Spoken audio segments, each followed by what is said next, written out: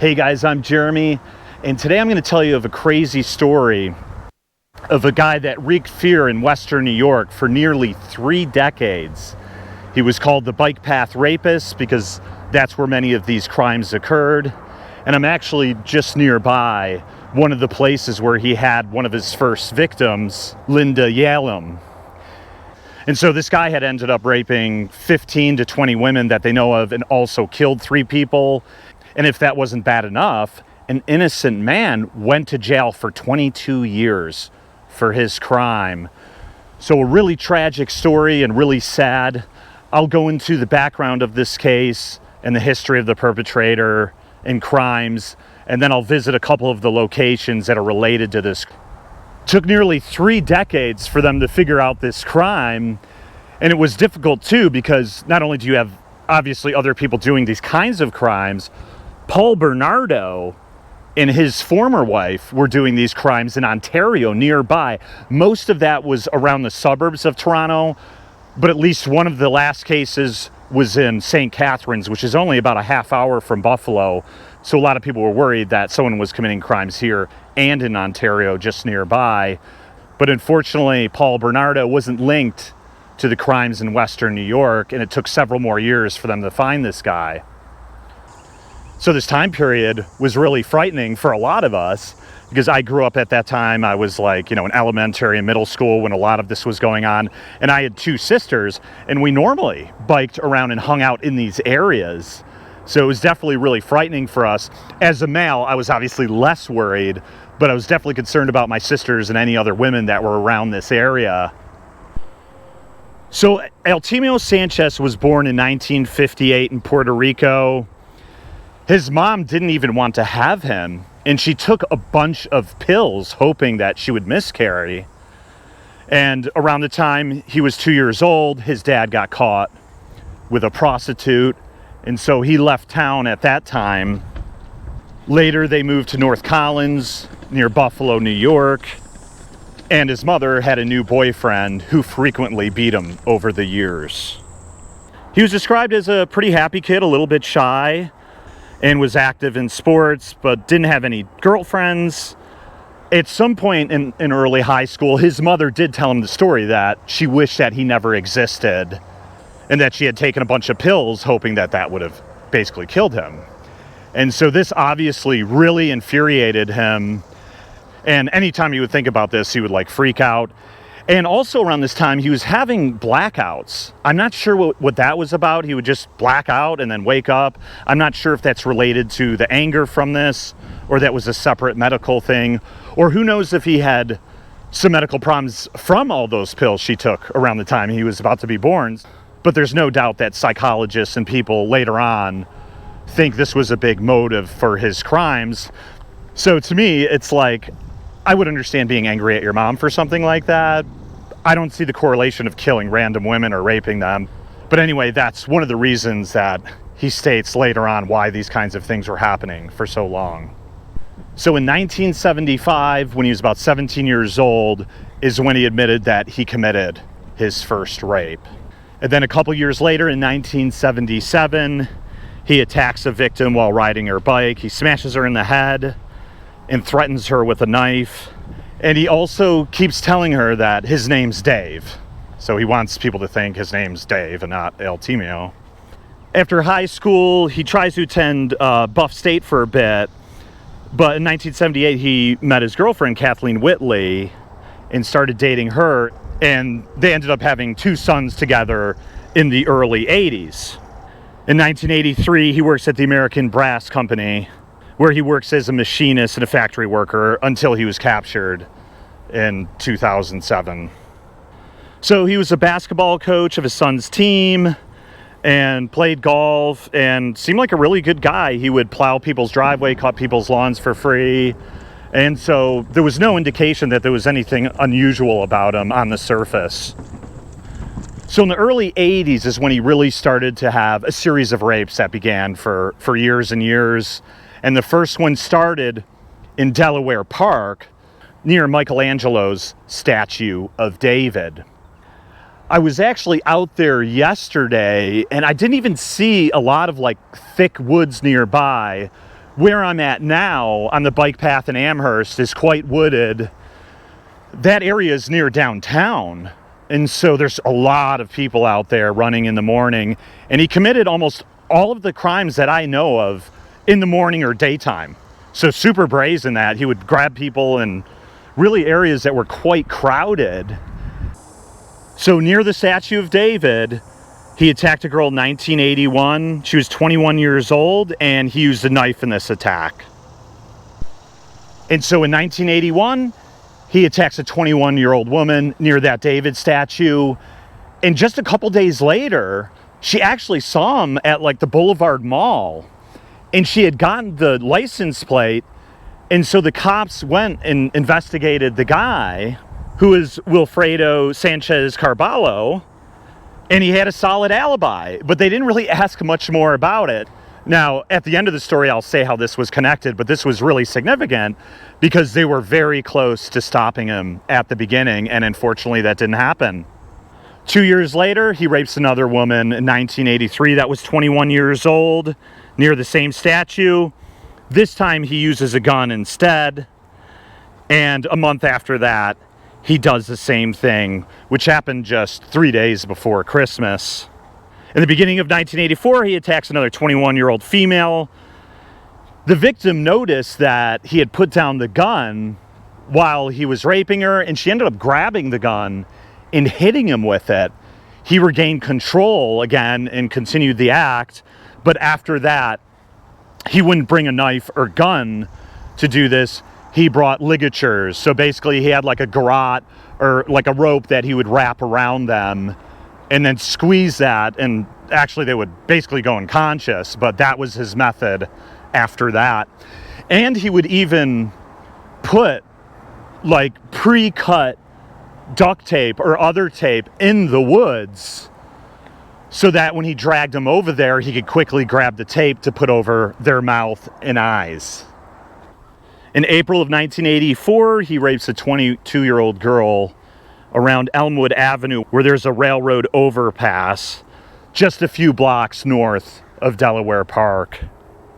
In July 1984, he rapes another 21-year-old near the statue of David again. What a shame they didn't have cameras or anything. I guess they did have some surveillance of that area, but it's hard to say, you know, when the person will show up. You could have someone out there for a year, and you could be off that day or somewhere else and not see them. So unfortunately, they didn't catch him out there. So 1985, he rapes a woman and mentions his name's David again, like he did before. So it's not like I think most women would believe what he said, but it actually did throw off investigators later, because after he killed the first woman near here, Linda Yalem, they were out looking for people naturally, and there was some kind of strange guy who was walking around, and his name was David. And this guy ended up really getting interrogated, and he took a big offense to them asking for his DNA. He said, hell no, I'm not going to do it. But so then it just got them more suspicious. They started asking all of his like family members and friends about him. So he finally gave them the DNA, and he was cleared. But that actually did throw off the cops a bit. On June 12th, 1986, Altemio attacks and rapes a 44-year-old in Delaware Park. And that's his sixth victim there. And he did that also in the morning. Usually what he would do, he would pass someone and smile or whatever, and then as soon as they pass him, he'd turn around with that rope, throw it around their neck, and basically choke them up and drag them straight into the woods. And there was DNA that linked him to this crime. On July 14th, 1986, Altemio attacked and raped a 17-year-old girl near Hamburg High School. He grabbed her from behind and forced her to a path about 300 yards away, which is quite a bit. And he told her to wait for 20 minutes until he left. And they basically placed him in that area of the attack later on. June 10th, 1988, he attacks and rapes a 16-year-old female. He passed her again and got her from behind and took her about 600 feet away to a junkyard where he raped her. And he's linked through DNA to this crime. In 1989, Sanchez unsuccessfully attacks a 22-year-old in Delaware Park. This is the last time that he mentions that his name is Dave or David. And he did the same thing. He tried to get her from behind. She somehow, luckily, got away. On May 1st, 1989, he took a 15-year-old near Riverside High School, smiled as he passed her, and then took her from behind to an abandoned building and taped her eyes shut with white tape and mouth. And he was linked to this crime through DNA. The Riverside area is just up near here. So this is kind of where he moved from Delaware Park area and a couple other locations, kind of near the Ellicott bike path. So on August 24th, 1989, Sanchez attacks a 14-year-old on the Willow Ridge bicycle path, came from behind her again, and he might have had a knife in that attack, and he left her unconscious, and she was actually barely alive. So up until this point, he's probably raped a dozen to 15 women or so. Of course, you never know the full number, but it was definitely large. So on September 29th, 1990, he commits his first murder of Linda Yalem, a 22-year-old student at the University of Buffalo, which is where I'm at right now. She was a communications major from California, and she was training for the upcoming New York Marathon that was happening in about a month. So she was going out every day, super excited about this marathon she was going to attend. She took off in that morning, and she would be back later because she was going to see a movie, Beaches, with Bette Midler that evening. And when she didn't return, they called the campus police, and the police and some of her friends went out to look for her, but it's already getting dark, so it's obviously not easy. So the next morning at daybreak, they took off again and walked down and finally found her. And as I mentioned, up until this point, he had already had, 10 to 15 rapes, and some of the women were unconscious, but they all survived. So they assumed that she might be alive, but she might be unconscious somewhere. But unfortunately, she wasn't.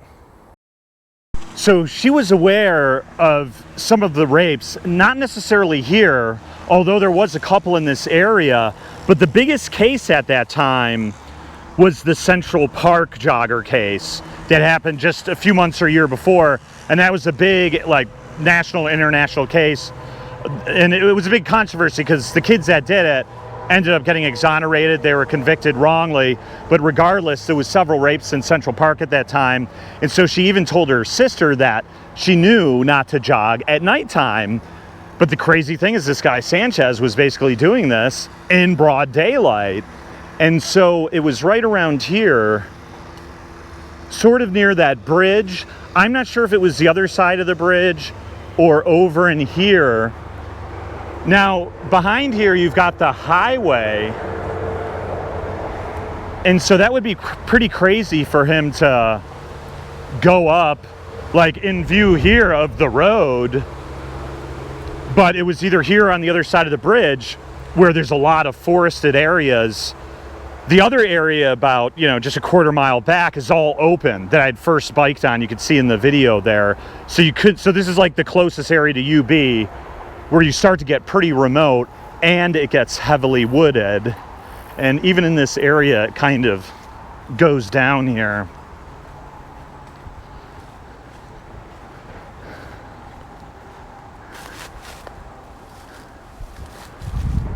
But there's also a road 20 feet just on the other side of this lower area. So it could have been on the other side, but either way, that's where they had found her. So I'll stop real quick by a memorial they made for her. It's actually not here. It's kind of back about a mile or so. And so you can see today when I'm biking and looking around, it's pretty desolate, but this is generally not the case. It's August now, so there's no students on campus. During the year, there's probably, I don't know what the population is at University of Buffalo, but probably 15, 25,000 students. And there's probably a lot more people here in the morning, but I'm here at 1:30. There would have definitely been some people out and around. And there actually was one eyewitness that saw a guy grab or do something to a girl, and he assumed it was a boyfriend and girlfriend and they were flirting or something, but they'd actually called the police and said that. And so here's the memorial for Linda Yalem.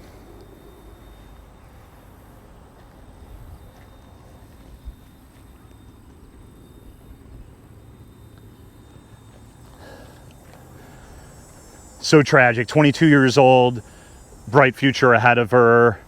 She's all excited about this marathon, and she's probably going to graduate in the next year or two. And a whole life taken away. I mean, you would never think, too, that in broad daylight that anything like that would happen. So about a month later, another eyewitness came forward. It was actually a guy that worked with Sanchez named Bob McGuire.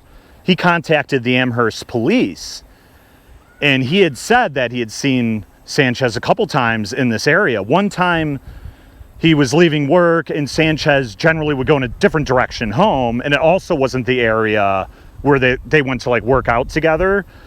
And so he thought that was a little odd, but not a really unusual thing. But that day, a girl was attacked in that direction. And then another time he was here on the path, and he had seen him, and he's like, "Oh, what are you doing out here?" And he's like, "Oh, well, my wife's taking a class here, and so I came by." And that happened to be the day that another one was attacked. I think that might have been Linda. And so the cops were definitely very suspicious. And so they put him on surveillance for a couple months. And then they asked him to come in for an interview, and he voluntarily came in. They only talked to him for about an hour.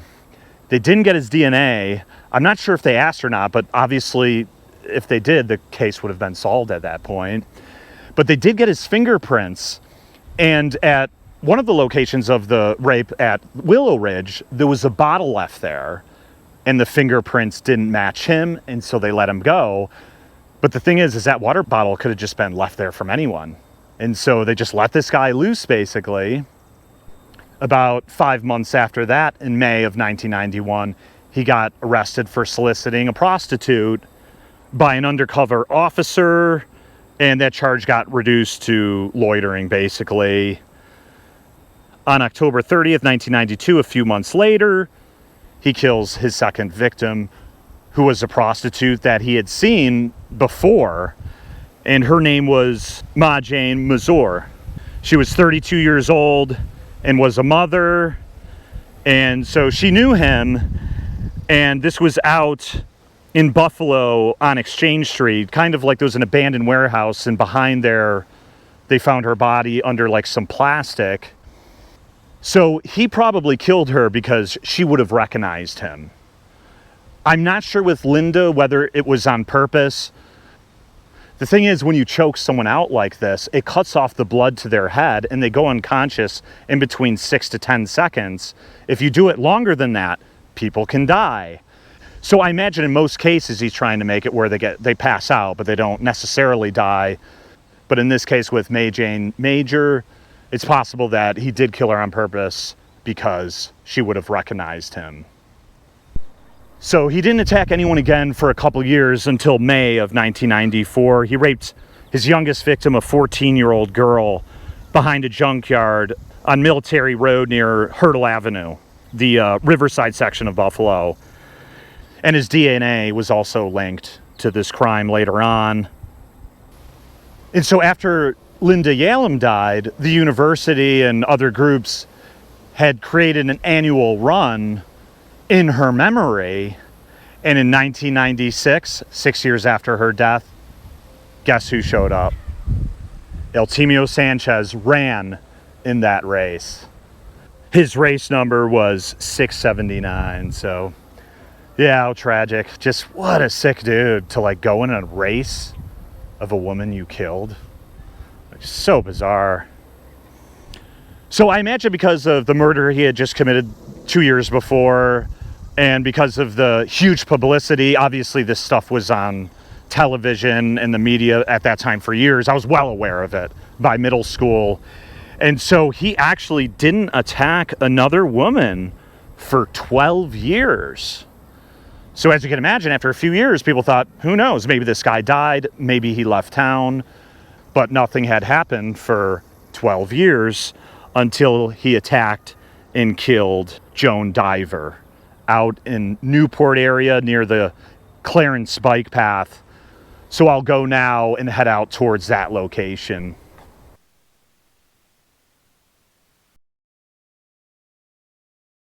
So I'm out here in the town of Newstead, and I think her body was found in between Davidson and Barnum Road. And as you can see, it's a very rural area. And so Joan Diver was a nurse, and her husband was a chemistry professor at the University of Buffalo. And she had several children, and she just went out here in the morning to go run for a little bit. And this is obviously a pretty remote area, and she, probably would think nothing like that could happen. And the crazy thing about this is that September 29th was actually the 16th anniversary of when he killed Linda Yalem. So that's super strange to show up at that marathon and then to commit this murder 16 years after the first one. Very unusual kind of ritual. And after he committed that act, he actually went to the Lafayette tap room for some kind of work or social gathering just a few hours later after that. And so, of course, Joan Diver didn't return home, and so they called the police, and naturally, they assumed that the husband did it, because it's very often that if there's a case like this, it's someone in the family did it. And of course, the Bike Path Rapist had not only struck for 12 years, he had never come to this area. Everything else was closer downtown. And so what Sanchez did after he killed her, he left her body in the woods, and then he actually took her keys to the car and drove her Ford Explorer about 3 miles away and left the car there. So a couple months later, they were able to retrieve some DNA from sweat from him, like near the dashboard or steering wheel or something. And it came out as a positive match for the DNA in the other cases. And they actually changed his name from the Bike Path Rapist to the Bike Path Killer.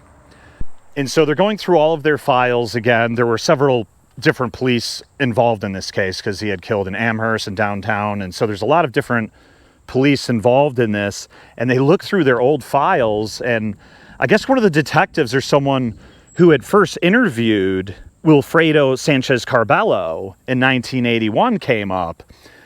I mentioned early in the story how one of his first rape victims had seen Sanchez in the mall, and she got down the license plate, but the guy who's driving the car had an alibi. Well, they re-questioned him again, and he said that his nephew had borrowed his car that day, and then they knew it was Altemio Sanchez. So in one evening, he went out to a Latino restaurant in Amherst called Sole on January 13th, 2007.